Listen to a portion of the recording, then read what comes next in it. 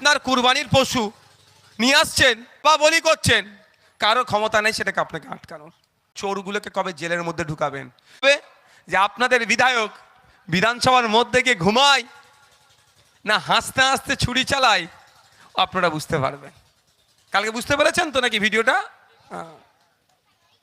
আমি কিন্তু হাসি বলেছি, আমি ঝগড়া ঝামেলা করি না ওর ভিতরে, এটুকু বলে রাখছি। হাত পা ছোড়াছুড়ি আমি করতে পারি না, আমি মিষ্টিমুখী কথা বলি, কিন্তু যেগুলো বলি টু দ্য পয়েন্ট বলি। যার যেখানে ব্যথা পাওয়ার সে ঠিক সেখানে ব্যথা পায়। তাই আপনাদেরকে ধন্যবাদ জানাই।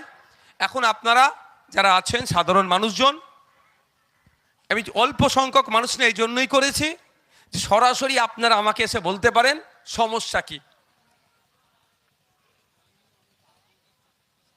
লোকাল থানা ওটা দেখছে তো, ইমাম সাহেবদেরকে তো বলেছে তো, লোকাল থানা আছে, ইমাম সাহেবদেরকে বলেছে, সব দেখেছে তোরা। দেখুন এখন সময় স্বল্প, আমি একটা ভ্যাকেশন আসবে, এই ভ্যাকেশন মানে ওদের একটা ছুটি পড়বে কোর্টের ছুটির পরে আমি একটা খেলা খেলবো, এটুকু বলে যাচ্ছি। এই নিয়ে এত টেনশন তো, এই টেনশন তো এই সামনে কুরবানি কি হবে না হবে, আমি একটা খেলা খেলবো। এখন কিচ্ছু করার নেই, সময় স্বল্প। কোর্ট একটা অর্ডার, আমার গাড়িতে অর্ডার কপিও আছে, 1950 সালের আইন ছিল, 2018-তে একটা মামলা হয়েছিল, তার বেসিসে যে গাইডলাইন দিচ্ছে, যেটা আইন আছে আইনের বাইরে আমি যেতে পারবো না, সেটাকে মান্যতা দিয়ে চলবেন। তবে একটা কথা আমি জোর গলায় বলে যেতে পারি, আপনি আপনার কুরবানির পশু নিয়ে আসছেন, না চাষ করবেন বাড়িতে, না দুধ দুইবেন নিয়ে আসছেন, পুলিশ সেটা আপনাকে আটকাতে পারে না। আইন হয়েছে জবাহ করা যাবে না, বলি দেওয়া যাবে না, মাথায় থাকবে তো এটা। যতক্ষণ আপনি জবাহ বলি করছেন, কারো ক্ষমতা নেই সেটাকে আপনাকে আটকানোর। বুঝতে পারছেন কি বলছি? এটুকু মাথায় রেখে দিন। তবে একটুকু কথা, বিতর্কে জড়ানোর প্রয়োজন নাই। বিতর্ক করতে চাইছে।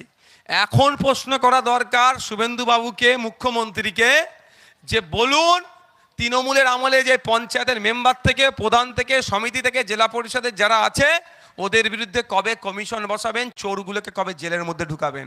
তার পরিবর্তে কি করাচ্ছে সেটা না প্রশ্ন ওঠে।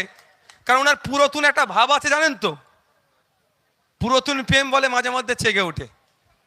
পুরাতন প্রেম নয়, 2020 সাল পর্যন্ত প্রেম করেছে, মানে একসাথে ছিল, এখন ডিটাচ হয়েছে, তো পুরাতন প্রেমকে ভুলতে পারছে না।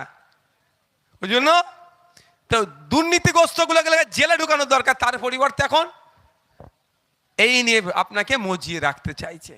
তাহলে প্রশ্ন করা এখন দরকার যে কবে শিক্ষক নিয়োগ হবে স্কুলে, কবে এই আমাদের দেখছিলাম একটা হসপিটালে রাজ্যের এক মন্ত্রী মহাশয়া গিয়ে চিৎকার চেঁচামেচি করছে, এইটা নয় কেন, সেইটা নয় কেন, হ্যান কেন না কেন, তেন কেন, খুব ভালো কথা।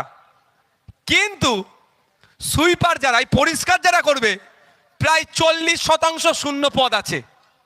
পরিষ্কার করার লোক লাগবে তো, তবেই তো পরিষ্কার হবে।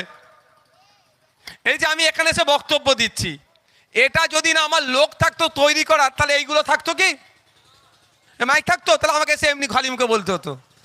তো সুইপারই তো পরিষ্কার করবে, 40% এখন সুইপার শূন্য পদ আছে। তাহলে ওনার উচিত ছিল হসপিটালে গিয়ে ওই ডায়লগ বিনিময়ের সাথে সাথে ঘোষণা করে দেওয়া যে আগামী 3 মাসের মধ্যে যত শূন্য পদ আছে সব পূরণ হয়ে যাবে। এই প্রশ্নটা করার সুযোগ দিচ্ছে না, আপনাকে এখানে মজিয়ে রেখে দিয়েছে। প্রশ্ন করতে হবে ফেক ST/SC সার্টিফিকেট কবে বাতিল করবেন। প্রকৃত যারা এসসি, দলিত হিন্দু যারা, তাদেরকে বাদ দিয়ে নকল দলিত হিন্দু সেজে প্রকৃত দলিতদের অধিকার কেড়ে নিচ্ছে চাকরিতে, উচ্চশিক্ষায়, সংরক্ষণে। প্রশ্ন করা তো দরকার এখন, সেটা তো বলা দরকার, ওনার ঘোষণা দেওয়া সব বাতিল, নতুন করে হবে, কিন্তু সেটা খুঁজে পাওয়া যাচ্ছে না। তো আমাদেরকে ভুললে চলবে না, রুজি রুটির লড়াই আমাদের বাঁচাতে হবে।